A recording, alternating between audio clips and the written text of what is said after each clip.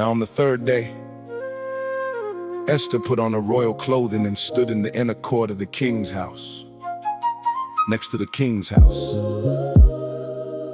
The king sat on his royal throne in the royal house, next to the entrance of the house.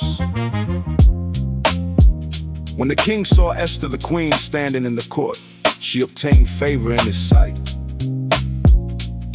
And the king held out to Esther the golden scepter that was in his hand. So Esther came near and touched the top of the scepter. Then the king asked her, "What would you like, Queen Esther?" "What is your request?" "It shall be given you even to the half of the kingdom." Esther said, "If it seems good to the king, let the king and Haman come today to the banquet that I have prepared for him." Then the king said, "Bring Haman quickly." So that it may be done as Esther has said. So the king and Haman came to the banquet that Esther had prepared. The king said to Esther at the banquet of wine, "What is your petition? It shall be granted you. "What is your request?" Even to the half of the kingdom, it shall be performed." Then Esther answered and said, "My petition and my request is this: "If I have found favor in the sight of the king, and if it pleases the king to grant my petition and to perform my request, let the king and Haman come to the banquet that I will prepare for them, and I will do tomorrow as the king has said."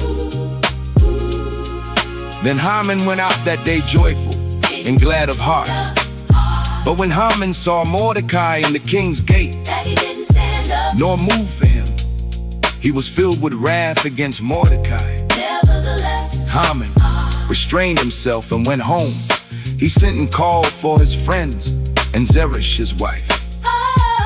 Haman recounted to them the glory of his riches, the multitude of his children, and every instance in which the king had promoted him, and how he had advanced him above the princes and servants of the king. Haman also said, "Yes, Esther the queen, let no one come in with the king to the banquet that she had prepared, except myself.